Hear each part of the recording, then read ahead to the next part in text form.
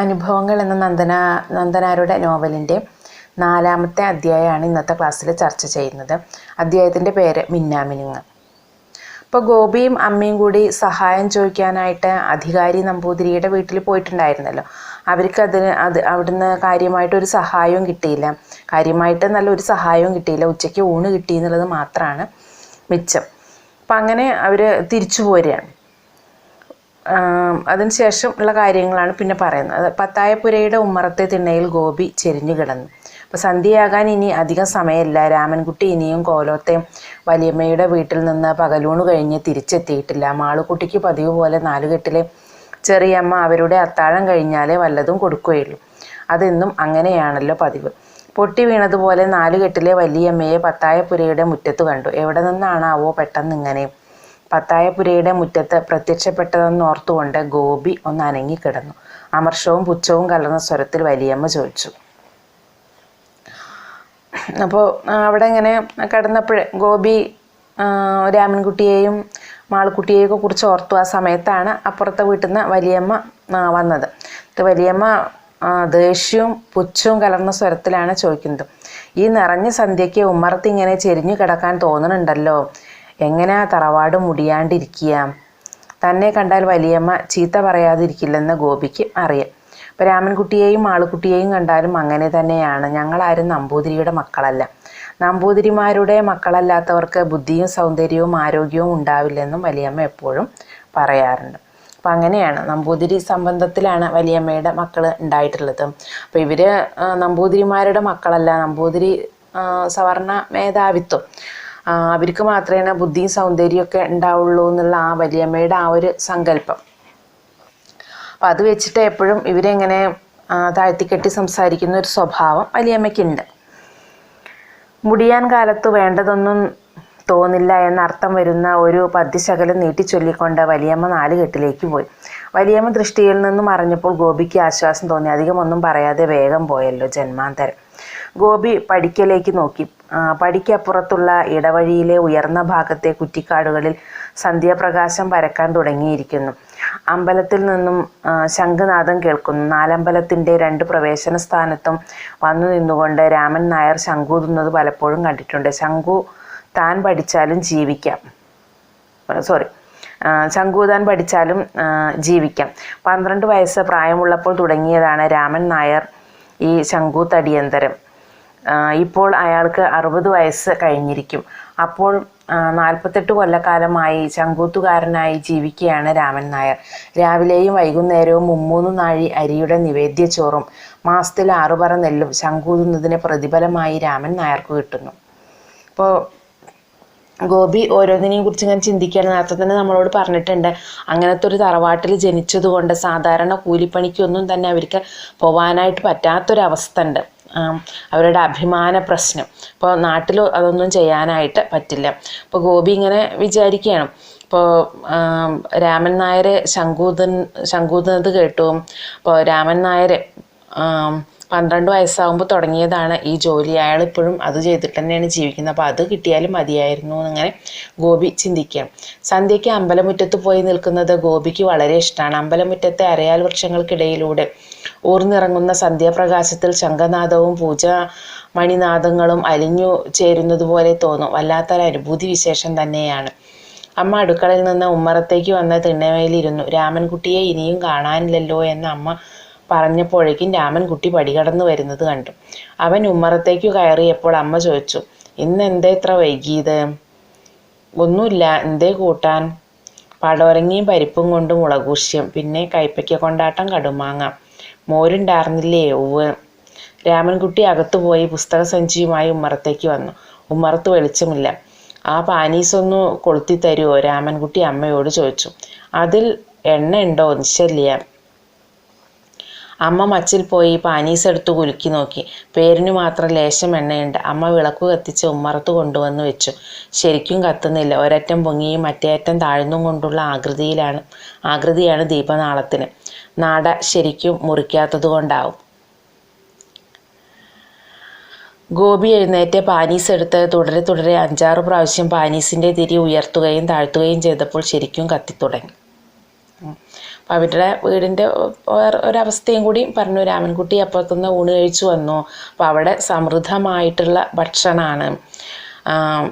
രാമൻകുട്ടിക്ക് ഏതായാലും അത് കിട്ടുന്നുണ്ടല്ലോ. അപ്പോൾ ഇവിടെ വന്നപ്പോഴേ വിളക്ക് കത്തിക്കാനും കൂടിയും എണ്ണ ഇല്ലാതെ അവർ ഇരുട്ടത്തിരിക്കുകയാണ്.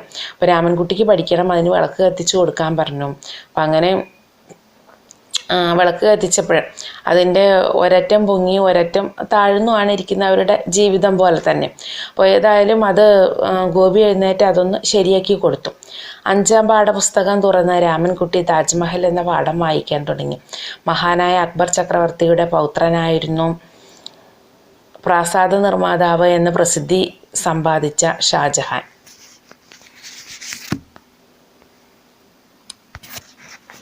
ആഡംബരപ്രിയനായ അദ്ദേഹത്തിന് ശില്പകലയിൽ അന്യാദൃശമായ കൗതുകമുണ്ടായിരുന്നു. അദ്ദേഹം നിർമ്മിച്ച അനേകം രമ്യഹർമ്മങ്ങൾ ഉത്തര ഹിന്ദുസ്ഥാനിൽ ഇന്നും പരിലസിക്കുന്നുണ്ട്. അവയിൽ വെച്ച് ഏറ്റവും പ്രാധാന്യമർഹിക്കുന്ന ഒന്നാണ് താജ്മഹൽ. അങ്ങനെ രാമൻകുട്ടി പഠിക്കുകയാണ്. രാമൻകുട്ടിയുടെ വായനയിലും ഇടവഴിക്കപ്പുറത്തെ ഇരുട്ടിൽ ശ്രദ്ധിച്ചുകൊണ്ട് ഗോപി അങ്ങനെ കിടക്കുമ്പോൾ പഠിക്കൽ ഒരാൾ രൂപം പ്രത്യക്ഷപ്പെട്ടു. ഉത്കണ്ഠയോടെ പിടഞ്ഞെഴുന്നേറ്റപ്പോഴേക്കും ആൾ രൂപം പടികടന്ന് കഴിഞ്ഞിരിക്കുന്നു. ഗോപിക്ക് ആളെ മനസ്സിലായി. രാമൻ നമ്പൂതിരി. ഗോപിക്ക് എന്തെന്നില്ലാത്ത ഉന്മേഷം തോന്നി. രാമൻ നമ്പൂതിരിയുടെ സാമീപ്യത്തിൽ മാത്രമാണ് എല്ലാ ദുഃഖങ്ങളും ഗതികേടുകളും മറന്ന് ഊർജ്ജസ്വലനായ ഒരു 18കാരനായി തീരുന്നത്. രാമൻ നമ്പൂതിരി സാവധാനത്തിൽ നടന്നു വന്ന് പത്തായപ്പുരയുടെ മുറ്റത്തെത്തിയപ്പോഴേക്ക് ഗോപി സ്നേഹാദരങ്ങളോടെ മുറ്റത്തേക്ക് ഇറങ്ങിച്ചെന്നു. രാമൻ നമ്പൂതിരി ചോദിച്ചു, ആരാ? ഗോപിയല്ലേ? വിശേഷിച്ചൊന്നുമില്ലല്ലോ. അതിന് മറുപടി പറയുന്നതിന് മുമ്പ് അമ്മ ചോദിച്ചു, ഇവിടുന്ന് എവിടുന്നാണാവോ വരണത്? ഇല്ലത്തുനിന്ന് തന്നെയാണ്. വിശേഷിച്ചൊന്നുമില്ലല്ലോ. ഇല്ല. രാമൻ നമ്പൂതിരി നാലുകെട്ടിലേക്ക് നടക്കുമ്പോൾ വിളിച്ചു, ഗോപിയെ. ഗോപി ആഹ്ലാദത്തോടെ അദ്ദേഹത്തിൻ്റെ പിന്നാലെ ചെന്നു. നാലുകെട്ടിൻ്റെ പൂമുഖത്ത് മങ്ങിക്കത്തുന്ന റാന്തൽ വിളക്കിൻ്റെ അപ്പുറത്തും ഇപ്പുറത്തുമായി കിടക്കുന്ന വലിയമ്മയും ചെറിയമ്മയും എഴുന്നേറ്റ് നിന്നു. രാമൻ നമ്പൂതിരി പൂമുഖത്തേക്ക് കയറി, കൃഷ്ണ, ഗുരുവായൂരപ്പ, ഭക്തവത്സല, രക്ഷിക്കണേ. അപ്പോൾ രാമൻ നമ്പൂതിരിയുടെ വരവ് അത് ഗോപിക്ക് സന്തോഷം ഉണ്ടാക്കിയെന്ന് പറയുന്നത്. കാരണം അദ്ദേഹമാണ് എന്തെങ്കിലും നല്ല രീതിയിൽ ഗോപിയോട് പെരുമാറുന്നത്.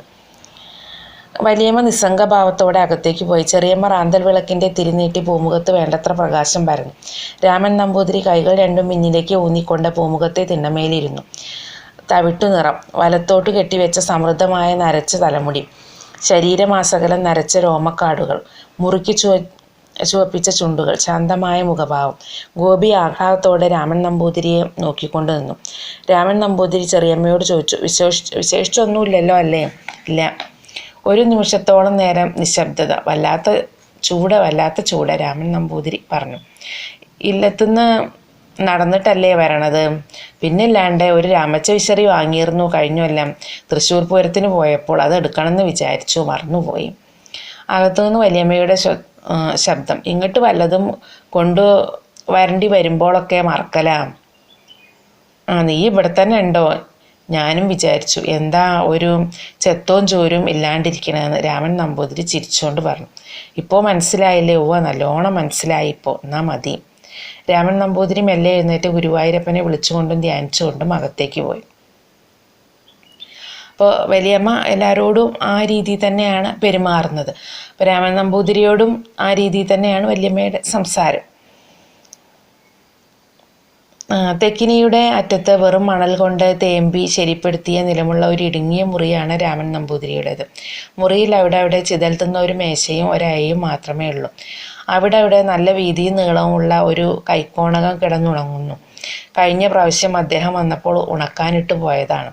വലിയമ്മ ഒരു മുടുക വിളക്കുമായി മുറിയിലേക്ക് വന്നു. ഗോപിയെ ദേഷ്യഭാവത്തിൽ നോക്കിക്കൊണ്ട് ചോദിച്ചു, അപ്പോഴേക്കും എത്തിയോ? ഗോപി കോണകത്തിൽ പറ്റിപ്പിടിച്ചുകൊണ്ട് നിൽക്കുന്ന നുഴമ്പുകളിൽ നോക്കിക്കൊണ്ട് നിശബ്ദം നിന്നു.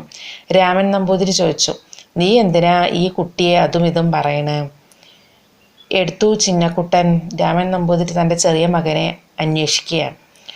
വലിയ മൂടുക വിളക്ക് ജനാല തിണ്ണമേൽ വെച്ചുകൊണ്ട് പറഞ്ഞു, ചിന്നക്കുട്ടൻ സന്ധ്യയ്ക്ക് മുമ്പേ ഉറങ്ങി. എന്തിനാ അവൻ ഇനി പോന്നത് വരെ വാലുപോലെ പിന്നാലെ കൂടാൻ ഒരാളുണ്ടല്ലോ. വായി തുറന്നാൽ വേണ്ടാത്തതേ പറയൂ. ഒരുത്തിച്ചാൽ എന്താ ചെയ്യുക? ശരി, ചെല്ലത്തിൽ വല്ലതും ഉണ്ടോയെന്ന് നോക്കിക്കാം. ചെല്ലത്തിൽ അടപ്പൻ മാത്രമേ ഉള്ളൂ. 100 തോണ്ടി തിന്നാ മതിയോ? എന്തിനാ നിന്നെ പറയണത്? അപ്പോൾ അവർ തമ്മിലുള്ള ഒരു ശണ്ടൻ. വല്യമ്മയ്ക്ക് രാമൻ നമ്പൂതിരിയോട് അല്ലെങ്കിലും വലിയ താല്പര്യമില്ല എന്ന് നേരത്തെ തന്നെ ഗോപി സൂചിപ്പിച്ചിട്ടുണ്ടായിരുന്നല്ലോ. അപ്പോൾ രാമൻ നമ്പൂതിരി ഉടുത്തിരുന്ന മുണ്ടഴിച്ച് 2-3 പ്രാവശ്യം വിസ്തരിച്ച് കുടഞ്ഞ അയലിട്ടു. എന്നിട്ട് ഒരു തോർത്തുമുണ്ട് മാത്രം ഉടുത്തുകൊണ്ട് കാലുകൾ നീട്ടി നിലത്തിരുന്നു. വലിയമ്മ അമർഷഭാവത്തിൽ അമർത്തി ചവിട്ടിക്കൊണ്ട് മുറിയിൽ നിന്ന് പോയി. രാമൻ നമ്പൂതിരി നരച്ച രോമക്കാടുകൾ നിറഞ്ഞ ശരീര മാസകലം കൈകൾ കൊണ്ട് ഒഴിഞ്ഞു. തലമുടി അഴിച്ചുകൊണ്ട് പിൻഭാഗത്തേക്കിട്ടു. ഇന്ന് വെപ്പുണ്ടായിരുന്നോ? രാമൻ നമ്പൂതിരി ഗോപിയോട് ചോദിച്ചു. ഉവ്, നല്ല ദിവസം നോക്കിയ പത്തായപ്പുരയിൽ വെപ്പും ശാപ്പാടുമുള്ളൂ എന്ന് രാമൻ നമ്പൂതിരിക്കും അറിയാം. അതുകൊണ്ട് വെപ്പില്ലേ എന്ന് അദ്ദേഹം ചോദിച്ചത്. ശരി, ഞാനൊന്ന് മുങ്ങി വരട്ടെ. പുഴയിൽ വെള്ളം എങ്ങനെയുണ്ട്? തരക്കേടില്ല. ഒന്ന് മുറുക്കാഞ്ഞിട്ട് അങ്ങനെ. രാമൻ നമ്പൂതിരി എഴുന്നേറ്റ് കുളക്കരയിലേക്ക് കുളിക്കാൻ പോയി. കുട്ടിയെടുത്തി എവിടെ എന്നോർത്ത് നിന്നപ്പോൾ അത്ഭുതം തോന്നി. പെട്ടെന്ന് കിണറ്റുകരയിൽ നിന്ന് മുണ്ട് അതിശക്തിയായി കല്ലിട്ടടിക്കുന്ന ശബ്ദം കേട്ടു. രാത്രിയായിട്ടും കുട്ടിയെടുത്തിയുടെ ജോലി തീർന്നിട്ടില്ല. തനി വട്ട്, അല്ലാതെ എന്തു പറയാനാ? ഗോപി വീണ്ടും ഉമ്മറത്തേക്ക് വന്നപ്പോൾ വലിയമ്മയും ചെറിയമ്മയും സംസാരിച്ചു കൊണ്ടിരിക്കുന്നു. ചെറിയമ്മ ചോദിച്ചു, എന്തിനാ ഗോപി അദ്ദേഹം വരുമ്പോഴേക്കും അദ്ദേഹത്തിൻ്റെ പിന്നാലെ കൂടണേ? എന്തിനാ ഗോപിയെ മാത്രം പറയണം? അവൻ ചോദിക്കണേനും പറയണേനും തുള്ളിക്കളിക്കാൻ അദ്ദേഹത്തിനും തോന്നുന്നുണ്ടല്ലോ അല്ലേ? വലിയമ്മ തൻ്റെ ഭർത്താവിലും കുറ്റം കാണുകയാണ്. വലിയമ്മയുടെയും ചെറിയമ്മയുടെയും സംസാരം പത്തായപ്പുരയുടെ ഉമ്മറത്തിരുന്ന് കേട്ടിരുന്ന അമ്മ ഗോപിയെ വിളിച്ചു. ഗോപിയെ കേട്ടതുപോലെ ഇനി അവിടെ ഇങ്ങനെ ചിറിയിളിച്ചു നിൽക്കണോ? നീ ഇതൊക്കെ കേട്ടോണ്ട് അവിടെ ഇരിക്കുകയായിരുന്നോ? ഒക്കെ കള്ളലക്ഷണമാണ്, വലിയമ്മ അഭിപ്രായപ്പെട്ടു. ഗോപി പത്തായപ്പുരയുടെ ഉമ്മറത്തേക്ക് വന്നു. അപ്പോൾ ഇതാണ് പിന്നെ അവരെ കാണുന്നത് പോലും ഒരപശകുനായിട്ടാണ് തോന്നുന്നത്. അങ്ങനത്തെ ഒരു സ്വഭാവമാണ് വലിയമ്മയ്ക്കും ചെറിയമ്മയ്ക്കും ഇവരോട് ഉണ്ടായിരുന്നത്.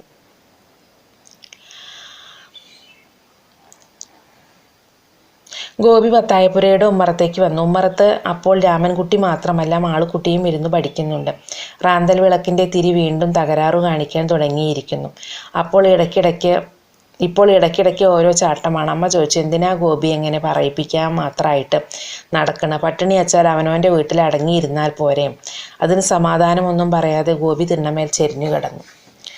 രാമൻ നമ്പൂതിരി ഇപ്പോൾ ഇടവഴി അവസാനിക്കുന്നിടത്തേക്കുള്ള ശീതാളു അമ്മിയാരുടെ മഠത്തിൻ്റെ അടുത്ത് എത്തിയിട്ടുണ്ടാവും.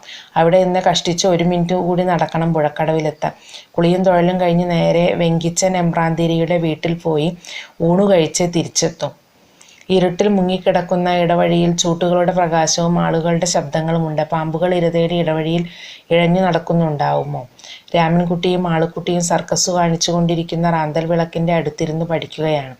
മാളുക്കുട്ടി അത്താഴം കഴിച്ചിട്ടില്ല. 4 കെട്ടിലെ ചെറിയമ്മയുടെ അത്താഴം കഴിഞ്ഞിട്ടു വേണമല്ലോ അവൾക്ക് വല്ലതും കിട്ടാൻ.